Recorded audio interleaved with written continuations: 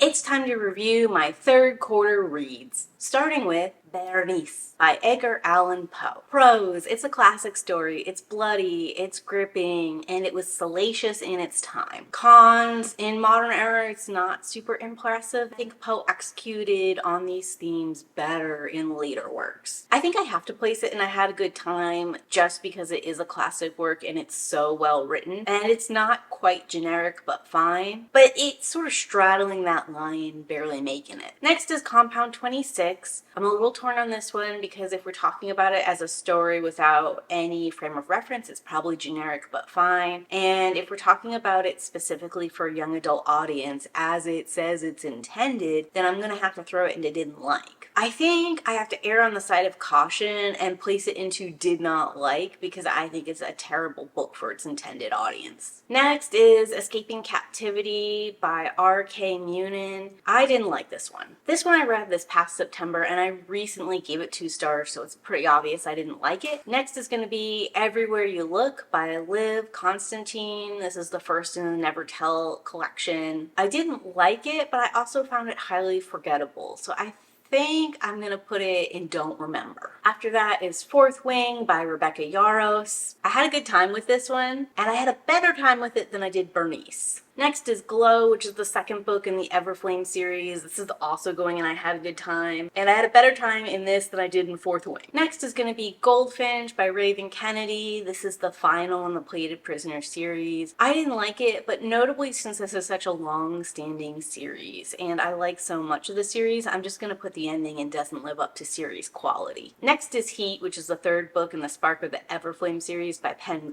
This one is so different than the other two and notably worse, like less driven, slower pacing, a lack of character development in general. I'm just gonna put it in doesn't live up to series quality. And next is Iron Flame by Yarros. I really liked the first third of this book and was significantly less interested in the back 2/3. I kept hoping it would turn around or that things would start gelling and they really never did. This felt so much like I was reading a vomit draft of a novel. I think I'm gonna have to put it into don't like instead of doesn't live up to series quality because while it is worse than the first book was, it's not that much worse. I think it's probably close enough as far as overall series quality goes. The problem for me is in the first book, I could let a lot of these problems go as like stuff that we were establishing and we deal with in the second book. And then the second book comes along and instead of dealing with some of the dangling threads and cleaning things up, it becomes even sloppier. I'm gonna put it a little higher up on the don't like scale. Next is Jackrabbit Skin. This is another book in the Amazon Originals Never Tell collection. I really enjoyed this. It's so short. I think it's an easy read this now. There's something about Ivy Pochada's work, even in like a quick 30 pages, that just really enchanted me, and I think everyone should give it a try. Next is Loving Captivity by R.K. Munin. This is the first book in the Tale and Pet series, and I'm gonna put it in generic but fine. It does most of the alien romance tropes well enough. The characterization is good enough. I think if you like that kind of subgenre, then this is one you should definitely check out. But like as far as recommending it to a wider audience or like saying it's doing something above and beyond the standard genre convention, I just can't. Next is gonna be Metzengerstien by Edgar Allan Poe. If you're a big Edgar Allan Poe fan and you want to see the short story that kicked it all off, then Metzengerstien is definitely a must read. It's very interesting if you're comparing this originating point to later elements of his work, but if you're just reading a story for a good time and you enjoy it for what it is, then this is probably going to be a generic but fine kind of vibe. It's not as good to me as Berenice was, partially because it's set in like an old world Russia to give it more identity, and also because it's very front-loaded in setup before we get to the main event, and then the main little story is super short and means nothing if you don't have all that setup, so I just don't feel the construction is quite there in Poe's work. Next is The Moonfire Bride by Sylvia Mercedes. I had this on my TBR for years before picking it up, and I had highly anticipated it because I like these dark romance fae stories just generally, but I really did not care for the main character in this one, so I'm gonna have to put it in don't like.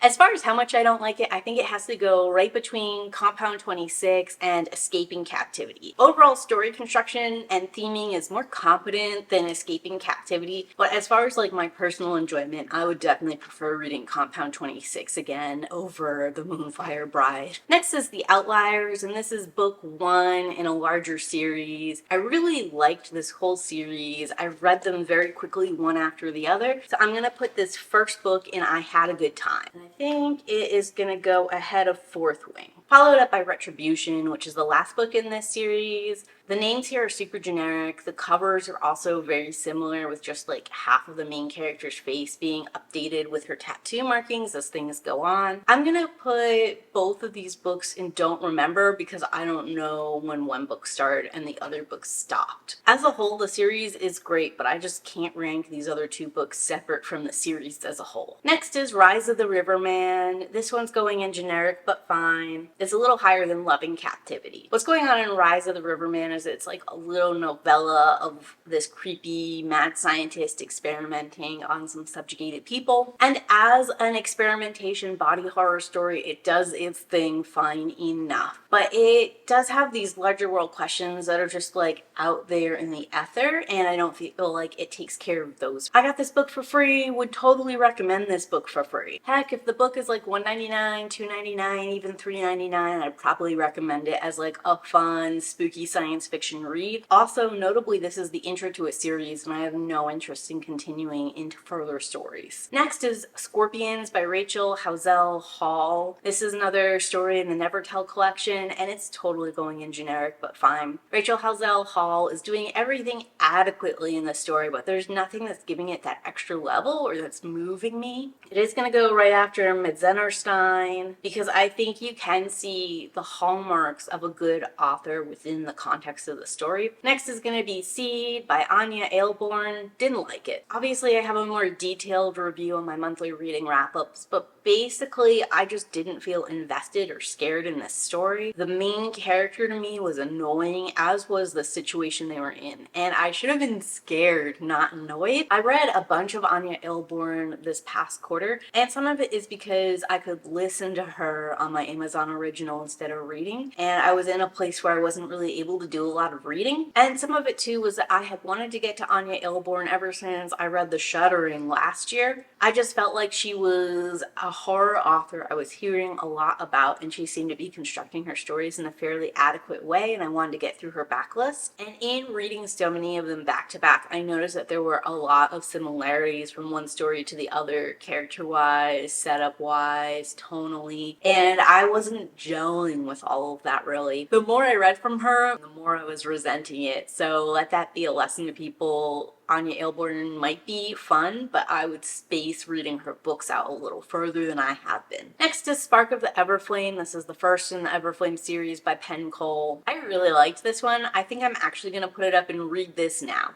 And it's going to go ahead of Jackrabbit Skin because I really had a good time. Some caveats here. I would read Spark of the Everflame if you're okay with reading something that comes across as distinctly young adult, but young adult done at a very high caliber. You have to be interested in a fantasy setting, and you have to be okay with romance being a major focal point. But if all of those things sound like something you'd be into, I would read this one. This actually has pretty good fantasy world building overall. I didn't feel like the romantic elements meant that we sacrificed fantasy world building and things making sense or happening for like actual character and plot driven reasons. Certainly Spark of the Everflame has its moments where I was like, this is happening just so we can have a dramatic plot point, but most of it is all very character driven, very world building, lore, how the magic works, why it works this kind of way centered. And I found that super refreshing as I was running through all these romanticities, because a lot of them are romance first, fantasy, like a way distant thought. Next is the Alpha Club by Roxy Collins. This is another Why Choose Alpha Omegaverse story. It is the follow-up to House of the Omega. I really liked it, so I'm gonna put it in I Had a Good Time. It is gonna go after Berenice. The horror vibes in Berenice to me are a little bit more fun than some of the romance vibes I'm getting here in the Alpha Club. Roxy Collins is a really good author. She does great Why Choose Omega megaverse romances, and she comes up with some really unique and like compelling little moments in there. Her work is usually grammatically and style-wise on point. She does great character work, and she doesn't overbloat her novels. Like, they're longer, but they're not too long. Next is going to be The Bad Friend by Carolyn Kepnes. I'm tempted to put this and read this now because I think it's a lot of fun, and I think it reframes just the way people think about things and interact things in a way that has significant value. However, it is a slow burn. I'm not 100%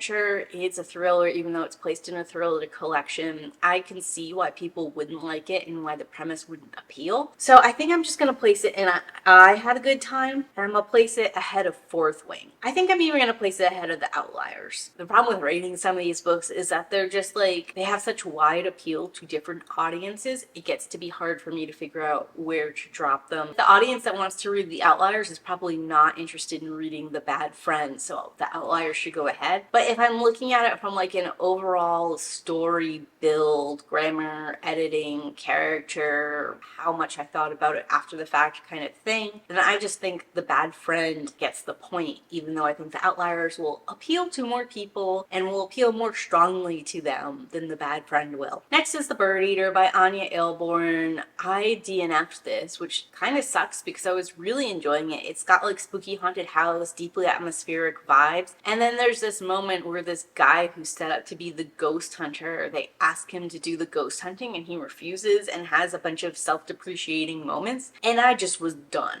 No more listening for me, and no more Ania Alhborn for a long time. I'm kind of tempted to put it into Not If You Were the Last Book on Earth because there's so much I liked, and it kind of like tricked me into thinking that I was vibing and having a good time, and then it just dropped all these elements about Ania Alhborn's writing that I don't like into my lap all at once and shoved my face in it. Yeah, I think you're going to be the first Not If You Were the Last Book on Earth on the list. The worst part for me about placing The Bird Eater here is I think if I gave it a second chance, I might even like it knowing what I know now about the book, but I'm never going to give it a second chance, so I guess this fits. Next is The Black Cat by Edgar Allan Poe. This is an easy read this now. It's one of Poe's top 10 most famous and well-read works. It's gonna go at the very top of the list. Personally, I think The Black Cat is one of Poe's works that becomes more relevant each year and more interesting each year instead of less relevant and less relatable. Next is The Ghostwriter by Laura Ann White. This is also part of the Never Tell collection. As it is October, this is definitely a read this now.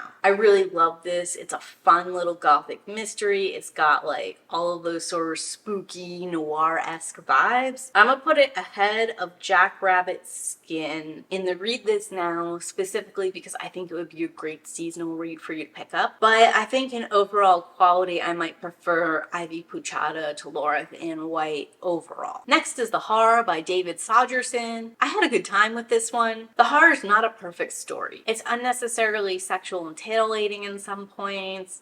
It takes a long time to get started, and even though that means I was really rooting for Muriel by the time she gets to be part of the killing spree, just that kind of slow burn build, and where everyone is so cartoonishly terrible all the time, it can be grating, and it can sort of like take you out of the story and be like, just this wouldn't happen this way. That said, when we do get into the kills and we get into like the actual revenge meat of this plot, I feel like it just pops off. The ending itself is a little bit mushy and perhaps a little too like bittersweet or even quote unquote happy for my taste. I see where the author was going and why they went that way. To be fair, there is actually like a pretty significant amount of horror you could read into it overall as well. Next is The Night Calling, and I'm gonna put this in Don't Remember, and I'm gonna put it at the bottom. I know this is one of the books I listen to for free on Apple Books, but I don't know which one, and I think this is a valid spot for it. Next is The Other Side of the Road by Andrea Bartz, and this is an easy I had a good time. I think it's a little lower on the list. It's short, it's fun, it has a small twist in it. I think you can see the twist coming, but it's not so egregious that I would call it out as predictable. Next is The Pack's Mate by Amelia Shaw. I only got a chapter into this before putting it down, and it's still not If You Were the Last Book on Earth. So something I got to discover about myself this quarter is I hate anything in the romance genre that starts off in the man's perspective, especially if the man is just fucking gross. And for whatever reasons, I find all of Amelia Shaw's male protagonists disgusting and gross. They have a significant breeder kink involved in them, and that might be part of the issue because I hate when the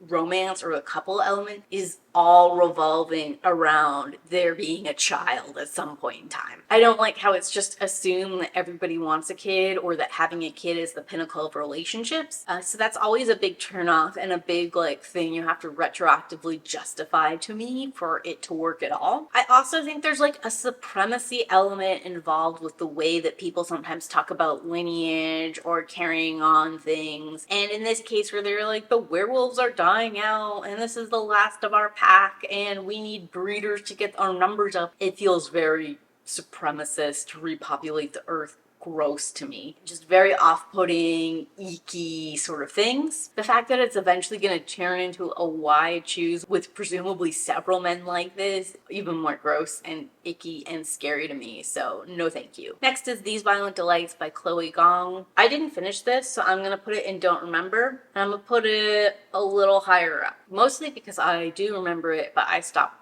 maybe 15 to 20% in. I read these books in the middle of the day after being well rested, and both times while reading I fell asleep. Whatever was going on, it wasn't working for me. And it's frustrating because there are elements in the story that appeal to me a lot. I would love a Romeo Juliet retelling. I love the setting, and I love this creepy Lovecraftian monster element. All that really is gripping and interesting to me. And for some reason, I just couldn't get through the prose. Next is Wake's Claim. This is another one of those Apple free audiobooks I got, and it's gonna go into Don't Remember. I think it was generic to bad. I'm not recalling the plot super well right this moment, so it'll just go down there. And last is Wolfsbane, and this one was also a free audiobook from Apple, and it's going in generic but fine. I really did think about buying the sequel to this book and continuing the series, but at the end of the day I just decided it was too much money and there are other things I wanted to read more. But of all the books I listened to on Apple Audio for free, this is the one I'd recommend. So this is going to be my list of everything I read third quarter and where I'm ranking it. I'd say overall it was a pretty good reading quarter. I read a fairly diverse range of books and had a lot of fun, and I'm really looking forward to diving into my reads of fourth quarter. But talk to me, what was the favorite thing you read in these past 3 months and why? Let me know in those comments down below. And as always, keep reading.